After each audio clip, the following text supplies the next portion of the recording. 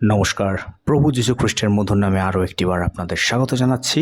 আজকে যে বিষয়টি নিয়ে আলোচনা করব সেটি হচ্ছে খ্রিস্ট বিশ্বাসীদের জন্য বাইবেল অনুযায়ী উপবাস বা how too fast as a Christian. উপবাস হলো এমন একটি হাতিয়ার যা একজন বিশ্বাসীকে তার সৃষ্টিকর্তার সাথে ঘনিষ্ঠ সম্পর্ক খোঁজার জন্য সাহায্য, নির্দেশনা এবং একটি নম্র হৃদয়ের জন্য ডিজাইন করা হয়েছে। বাইবেলে উপবাসকে বাধ্যতামূলক কোনো নিয়ম বা ব্যবস্থা রূপে গণ্য করা হয়নি, বা উপবাস কোনো প্রকার তপস্যা বা স্ব আরোপিত যন্ত্রণার মাধ্যমে ঈশ্বরের অনুগ্রহ লাভের উপায় নয়। উপবাস কোনো প্রকার ডায়েট প্ল্যান নয়, বা আপনি ঈশ্বরের কাছ থেকে যা চান সেটি পাওয়ার জন্য কোনো লাইফ হ্যাকও নয়। উপবাস এই বিষয়টিকে সুপার খ্রিশ্চান হিসাবে দেখা বা কিছু পবিত্রতার পুরস্কার অর্জন করা এরকমও নয়। উপবাস হলো একটি আধ্যাত্মিক অনুশাসন, যেমন প্রার্থনা এবং বাইবেল পাঠ করা। আমাদের শারীরিক স্বাস্থ্যের জন্য আমাদের দেহকে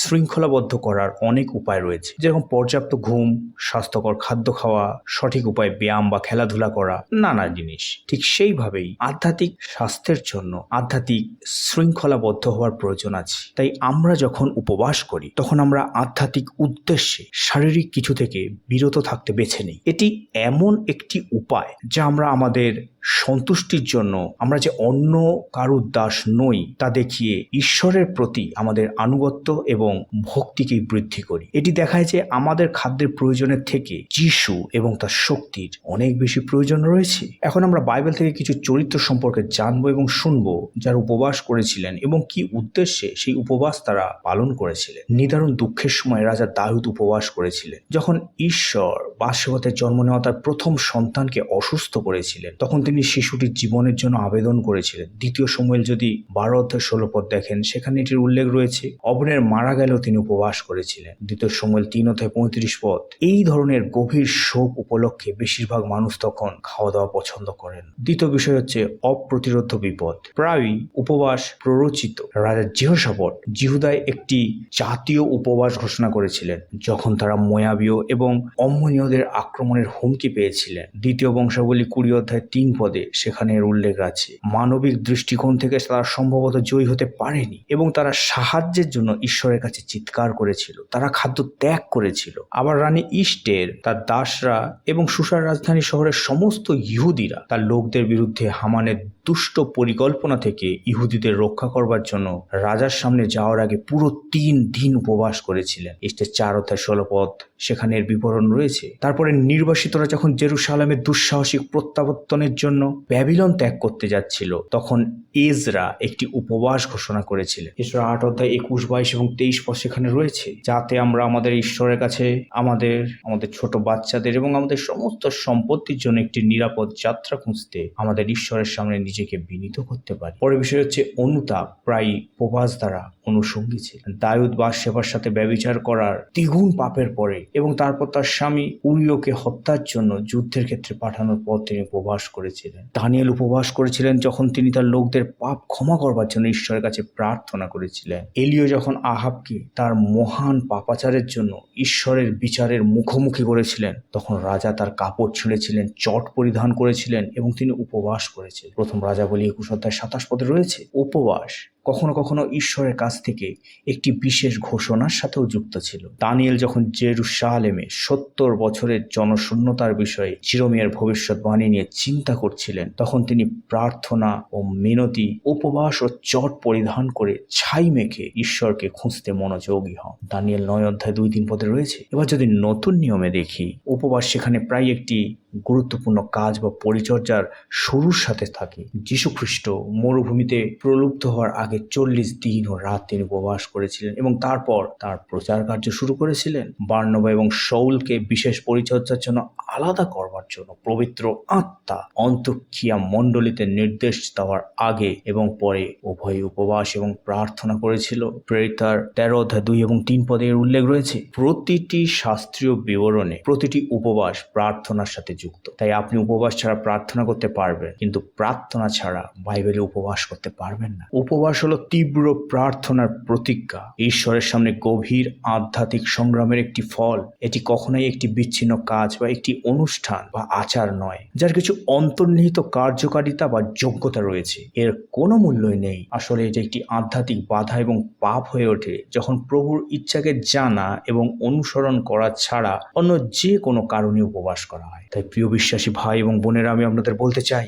লেন্ট পিরিয়ডের সময় মণ্ডলীতে যখন সবাই উপবাস করছে, সেজন্য আপনিও দেখা দেখি উপবাস রাখলেন। পরিবারে প্রায় সব উপবাস করে নির্দিষ্ট পরবের সময়, তাই আপনি না করলে সবাই আপনাকে কথা শোনাবে। সেই জন্য আমি উপবাস রেখে দিলাম। বা অন্যদের কাছে নিজেকে বেশি ধার্মিক ও আধ্যাত্মিকতায় পরিপূর্ণ মানুষ দেখাতে উপবাস করলাম। বা অন্যান্য ধর্মবিশ্বাসীরা উপবাস পালন করে, তাই খ্রিস্টানদের উপবাস আছে সেটা প্রমাণ করতে উপবাস করলাম। বা আপনি চার্চের প্রেসিডেন্ট, সেক্রেটারি বা ট্রেজারার, তাই আপনি যদি উপবাস না করে উদাহরণ দেন, তাহলে বাকি চার্চ মেম্বাররা আপনাদের কি বলবে সেইটা ভেবে আপনি উপবাস করলেন। তাহলে আমি বলতে পারি যে এই সমস্ত কিছুই অর্থহীন। উপবাস সবসময় একটি বিশুদ্ধ হৃদয়ের সাথে যুক্ত থাকে। প্রভু সখরীয়কে লোকদের কাছে ঘোষণা করতে বলেছিলেন, এই 70 বছরের পঞ্চম ও সপ্তম মাসে তোমরা যখন উপবাস ও শোক করেছিলে, তখন কি সত্যই আমার জন্য উপবাস করেছিলে? বাহিনীগণের সদাপ্রভু এই কথা বলেছেন, তোমরা যথার্থ বিচার করো এবং প্রত্যেকে আপন আপন ভ্রাতার সহিত সদয় ও করুণ ব্যবহার করো, এবং বিধবা, পিতৃহীন, বিদেশী ও দুঃখী লোকদের প্রতি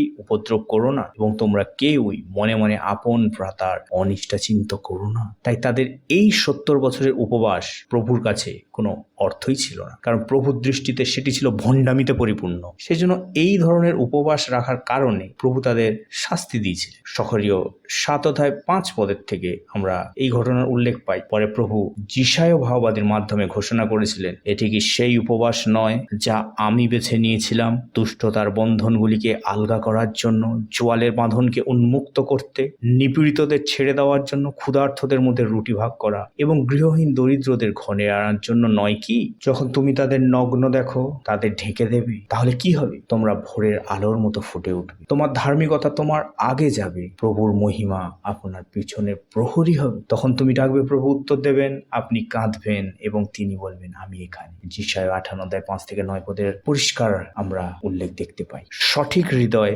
সঠিক জীবনযাপন এবং সঠিক মনোভাব ছাড়া সত্যিকারের উপবাস হয় না। সেই জন্যই প্রভু যিশু বললেন, যখন আপনি উপবাস করেন, মাথায় তেল দিন, মুখ ধুয়ে ফেলুন, যাতে আপনি যে উপবাস করেছেন সেটা বোঝা না যায়। যিশুর বক্তব্য ছিল যে একজন ব্যক্তি যিনি উপবাস করেন, তার নিজেকে স্বাভাবিক দেখাতে সবকিছুই করা উচিত। আধ্যাত্মিক সংগ্রামের প্রতি মনোযোগ আকর্ষণ করবার জন্য কিছু করা উচিত নয়। যে আন্তরিকভাবে ঈশ্বরকে সন্তুষ্ট করতে চায়, সে অধ্যয়নের সঙ্গে মানুষকে প্রভাবিত করার চেষ্টাকে এড়িয়ে চলবে। তিনি স্থির করবেন যে লোকদের দ্বারা উপবাস দেখা যাবে না, কিন্তু পিতা ঈশ্বরের দ্বারা, যিনি গোপনে আছেন, তার দ্বারা যেন দেখা যায়। উপবাস করা কারোর জন্য প্রদর্শন করা নয়। প্রকৃত উপবাস হলো প্রভু তার ইচ্ছা এবং তার কাজের জন্য ঘনীভূত তীব্র প্রার্থনা ও উদ্বেগের একটি অংশ। আর এই প্রকার উপবাস তিনি যদি আমাদের মধ্যে দেখেন, তাহলে ঈশ্বর যিনি গোপনে বর্তমান, তিনি প্রতিদান দেবেন এবং আমাদের উপবাস কখনো ব্যর্থ হবে না, বরং আমরা পুরস্কৃত হব।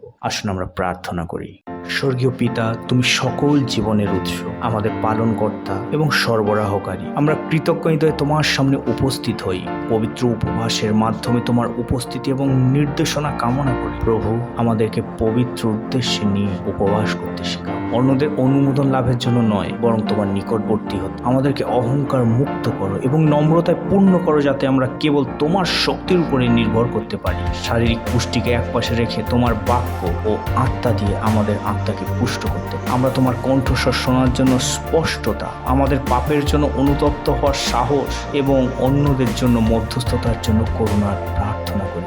আমাদেরকে আবদ্ধ করে এমন যে কোনো শৃঙ্খল ভেঙে ফেলো, সন্দেহ, ভয় বা প্রলোভন, এবং আমাদের উপবাসকে তোমার ইচ্ছার সাথে সামঞ্জস্যপূর্ণ করবার জন্য ব্যবহার করো। পিতা, আমাদের মধ্যে যারা কষ্ট পাচ্ছে, হারিয়ে গেছে অথবা তোমার স্পর্শের প্রয়োজন, তাদেরকে তুলে ধরি। আমাদের উপবাস এবং প্রার্থনা তোমার হাতকে আরোগ্য, পুনরুদ্ধার এবং আশা আনতে সাহায্য করুক। প্রভু, তোমার রাজ্যকে এগিয়ে নিয়ে যেতে, তোমার বিধান এবং শক্তিতে বিশ্বাস করবার জন্য আমাদের সেই প্রকার শক্তি, বিশ্বাস প্রদান করো। প্রভু, এই উপবাস করবার তুমি যে সুযোগ করে দিয়েছো, সেই জন্য ধন্যবাদ। এমন একটি উপহার যা তোমার উপর আমাদের নির্ভরতাকে আরো গভীর করে। আমাদের ত্যাগ তোমার দৃষ্টিতে প্রশংসনীয় হোক এবং এটি আমাদেরকে আমাদের প্রিয়ময় ঈশ্বরের সাথে আরো গভীর সম্পর্কে নিয়ে আসুক। প্রভু যিশুর নামে প্রার্থনা চাই, আমেন।